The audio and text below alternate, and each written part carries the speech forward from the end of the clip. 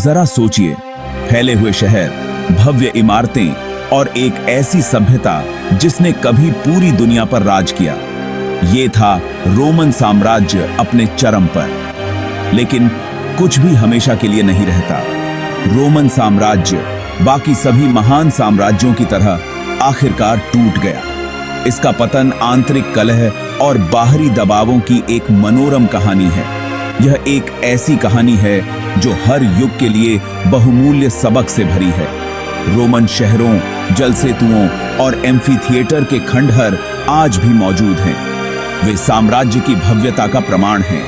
वे साम्राज्य के अंत की एक कठोर याद दिलाते हैं। इतनी शक्तिशाली सभ्यता का पतन कैसे हुआ? आखिर किस वजह से इसका अंत हुआ? ये सवाल आज भी इतिहासकारों और उत्साही लोगों को आकर्षित करते हैं। रोमन साम्राज्य का पतन कोई एक घटना नहीं थी।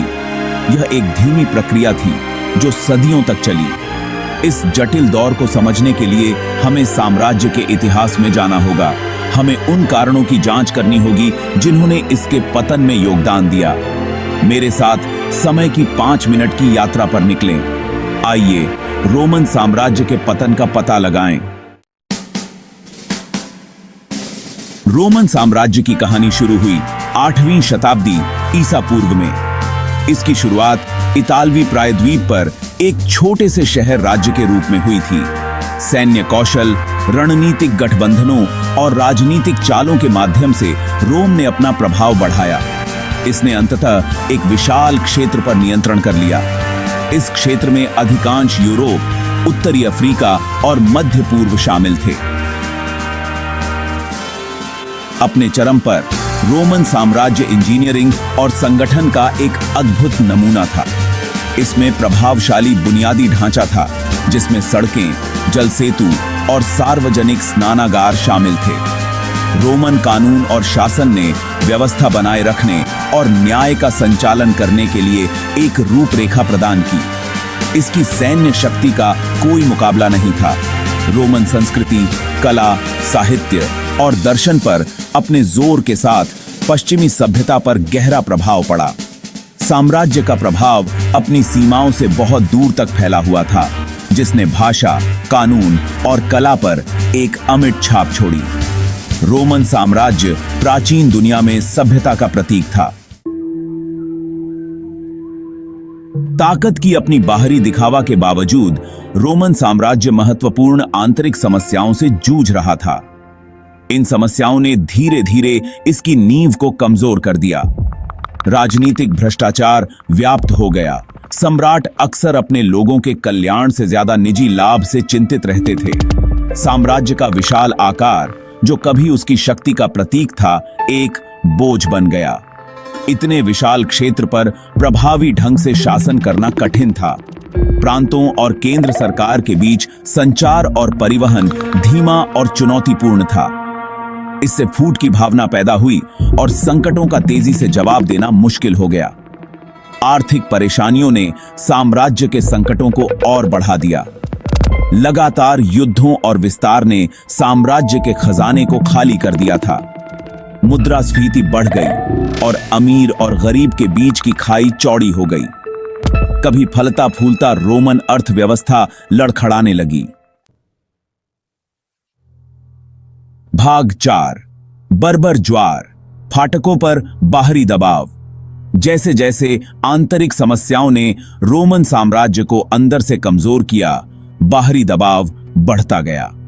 साम्राज्य की सीमाओं से परे की जनजातियां, जिन्हें अक्सर रोमनों द्वारा बर्बर कहा जाता था, ने साम्राज्य की सीमाओं पर दबाव बढ़ाना शुरू कर दिया। ये जनजातियां विभिन्न कारकों से प्रेरित होकर, जिनमें जलवायु परिवर्तन और नई भूमि की तलाश शामिल है, ने साम्राज्य की स्थिरता के लिए लगातार खतरा पैदा किया। हूण, मध्य एशिया का एक शक्तिशाली खानाबदोश समूह पश्चिम की ओर बढ़ा, जिसने अन्य जर्मनिक जनजातियों को विस्थापित कर दिया और एक डोमिनो प्रभाव पैदा किया जो पूरे यूरोप में फैल गया। रोमन सेना, जो कभी दुनिया में सबसे शक्तिशाली थी, साम्राज्य की विशाल सीमाओं की रक्षा करने की कोशिश में पतली हो गई थी।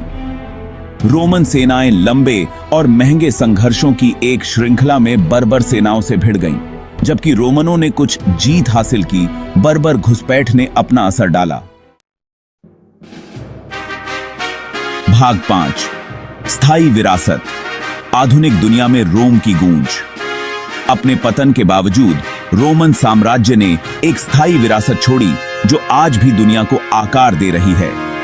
रोमन कानून, न्याय, निष्पक्षता और कानून के शासन पर अपने जोर के साथ दुनिया भर के कई देशों में कानूनी प्रणालियों का आधार बनता है। रोमन वास्तुकला अपनी भव्यता, कार्यक्षमता और कंक्रीट जैसी सामग्रियों के अभिनव उपयोग की विशेषता आज भी वास्तुकारों को प्रेरित करती है। कोलोसियम, पैंथियन और जलसेतु जैसी संरचनाएं रोमन इंजीनियरिंग और स्थापत्य प्रतिभा के प्रमाण के रूप में खड़ी हैं। रोमन संस्कृति, भाषा, साहित्य और दर्शन पर अपने जोर के साथ पश्चिमी सभ्यता पर गहरा प्रभाव पड़ा। लैटिन, रोमन साम्राज्य की भाषा, आज बोली जाने वाली रोमांस भाषाओं में विकसित हुई, जिसमें स्पेनिश, फ्रेंच, इतालवी और पुर्तगाली शामिल हैं। रोमन साम्राज्य का पतन आंतरिक और बाहरी कारकों से प्रेरित था।